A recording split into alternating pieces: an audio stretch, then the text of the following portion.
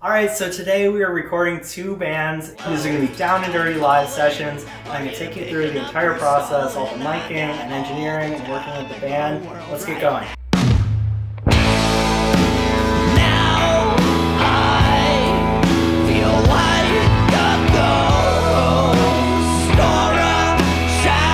Alright, so the studio is trash. The first thing we're going to do is we're going to clean everything up. That way we have a real clean slate for the band that's coming in a half an hour. So what we're going to do is we're going to pull everything from the snake, and then we're going to take each cable, roll them up, and put them on the stand. That way we can position everyone where they need to be, and we don't have to break everything down and just set it all back up again. The studio is much cleaner. It's all set for the band to come in with their gear, and then we'll mic it up and we'll get rolling. It's a huge bag. I'm concerned. Is there a keyboard in that?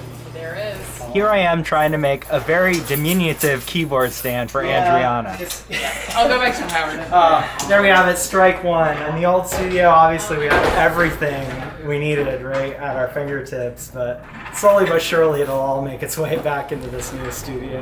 So keyboard stand coming next time. I like to just have the drummer set up where they're comfortable. I try to get the mic stands out of the way. Then he can totally get comfy there where he wants to be, and then I'll just move the mic stand. Usually what I do is ask the band like where you guys usually set up on stage. Bass is kind of might as well be back there. Would this be a good spot for keys maybe too? I have a big pedal board, so I'll probably just come out to like here Yeah, or so. that sounds good. And then the girls can be in front. Hopefully your amp is nicely shielded because we pick up great FM reception. Oh, we just fixed that. I'm Matt. Ryan. Nice to meet you, Ryan. And you're playing bass? Yep.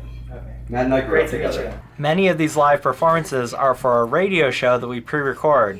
Here's the host, Tim. You have a shirt I was gonna give you one. Oh, that's so cute. I'm a big fan of these Sennheiser mics. This is an E906, but the cheap ones work just fine. The best thing about them is you just hang them from the amp and you don't have to set up one more stand. I do put them right on the cone because that's the brightest tone in these live sessions because everything's competing to be louder than everything else. That said, I just dangled it wherever it landed.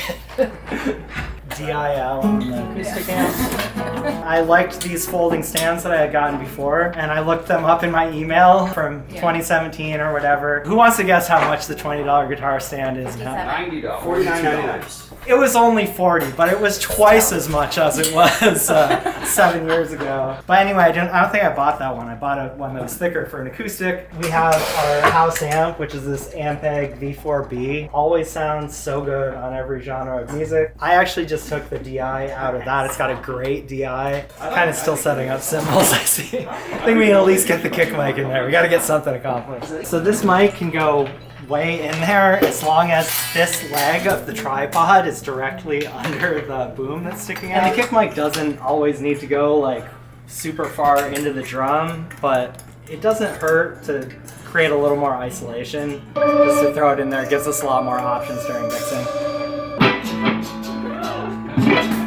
At some point the band starts to make noise, so I throw on some pseudo ear protection here while I'm doing the rest of the miking. I don't have a ton of these stands with all the little booms and stuff on them, but luckily I do here because we actually have a tricky spot to get in here, but we're gonna make it. Alright, it's getting warm. Layers are good in the studio. Okay, let's get the toms mic'd up. Now in these sessions I hadn't always mic'd every single tom, but now that I got my own space, it's actually probably easier just to mic them and then I have them to work with in the mix, so I'm gonna do it. I want to get some more of these clip-on mics, but I only have 2, so we're gonna do something else for the floor toms. 2 extra kick drum mics, so we'll use those. What? So the drummer who records at home was surprised to see me using one single overhead mic. Basically what I explained to him is while it might be most engineers' habit and it looks cool in the studio to set up 2 overhead mics, in these down and dirty live sessions, stereo drum overheads would just be unnecessary information that I don't need in the mix. From a balance standpoint, with this particular band, we have keyboards on one side, electric guitar on the other side, acoustic guitar even has to go in there somewhere. It makes more sense to just keep it simple and run the drums up the middle. If we were doing like a big album project for like a pop punk or alternative metal band or something, then yeah, let's definitely do stereo overheads, maybe even cymbal spot mics just to create that hyper-realistic, hyper-detailed sound. But for a down and dirty rock and roll live session, it's just not necessary.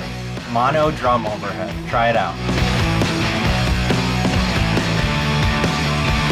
We'll need sound check and stuff. Yeah, you guys have plenty of time to warm up and get comfortable. It's not like we just hit record and then we gotta do the whole show. I mean, we can do that. Yeah, cool. You guys thrive under pressure. Yeah.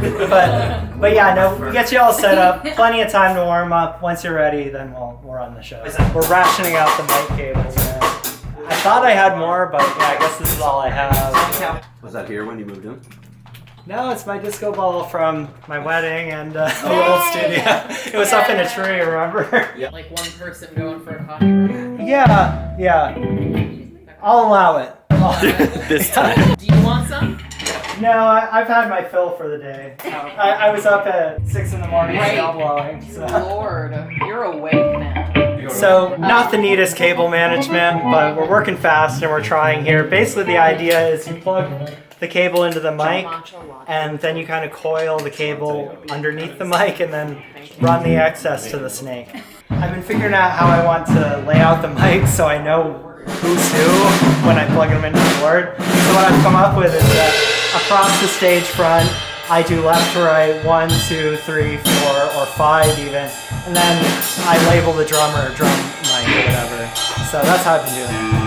Add one more of the list of things to bring from home. Keyboard stand, more mic cables, adult human-sized mic stand. These sessions are a lot like live sound, and I know nothing about live sound. I'm with you. Totally fake it. I often have to make this adjustment where I put them in the wrong order. Say that there. Move it down the line. See, I don't know what I'm doing for live sound. Let's actually get your vocal mic levels, because you guys are gonna, besides the keyboards, you're gonna kind of determine your own stage volume with your amps. Yeah. Good morning, Burlington.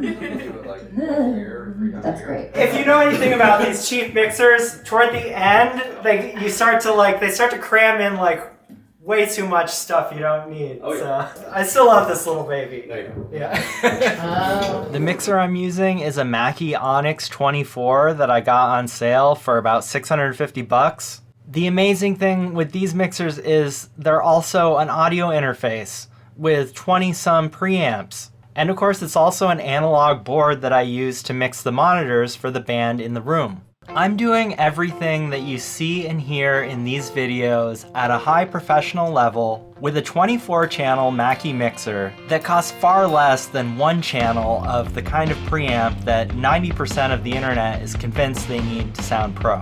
If you're watching and you think that this kind of content is a breath of fresh air compared to your average gear obsessed, sponsored by Sweetwater YouTube channel, then hit that like button, give me like a virtual fist bump. More likes means YouTube will show this to more and more people, and we can start to fight back against this culture that is turning creative people into prisoners of credit card debt and marketing-driven self-doubt. Okay, got a little fired up there. I think I'm scaring my dogs here doing this overdone. Let's get back to the video. Oh, blood, go. Yeah, woo. That's sounding amazing. I do have an issue to clear up on the keys. It's like getting like a crackly distortion. Yeah, let's try another mic cable. We'll plug it in the XL. It's at half now. That's good. But yeah, I think that is cleaner now. Is it okay to adjust the volume within each song? Because I know that when I switch to... Yeah, I think it's in a good range. Okay, So when I switch to the organ patch, it's quite a difference. Yeah, I think you can adjust that if it seems like you should. Okay. Feel free to. Okay, so they're gonna do one more warm up. After they play through that warm up, I'm gonna just listen through every single track to make sure it's recording into the computer. All right, everything is coming through great, but I did notice that the drum overhead is picking up a lot of vocals. Not really too worried about it, but I am gonna see if I can angle that overhead mic on the drums away from the vocals, away from the speakers a little bit. We're gonna switch over to setting up the cameras. I'm gonna grab one, catch you after the performance.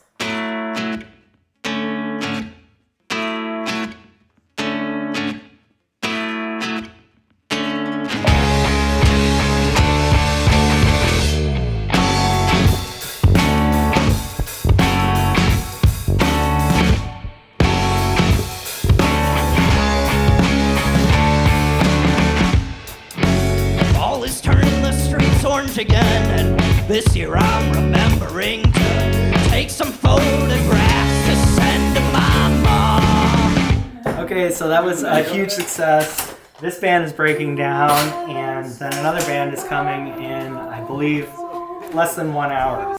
Never have too many shots of you doing this. Yeah. What's your favorite?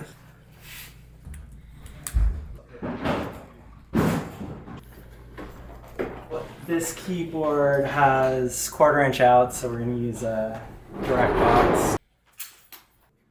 So this is such an easy upgrade if you have a combo amp, is just to throw it on a stand. It kind of gets it pointing up at your ears a little better. You can hear yourself better, you can turn down lower. It's a win-win for everyone. It's actually hard to decide which drums to mic up. I might be better off just not miking up the toms in this case.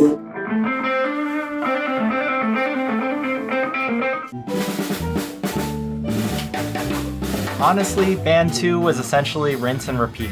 Here's how it came out.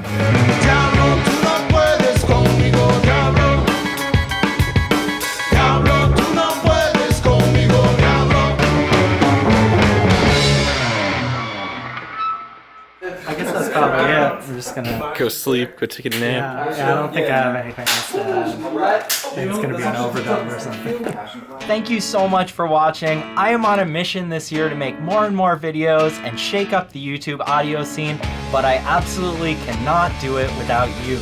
So hit that subscribe button, leave me a comment, tell me what you want me to make a video on next, and I'll see you then. Cheers.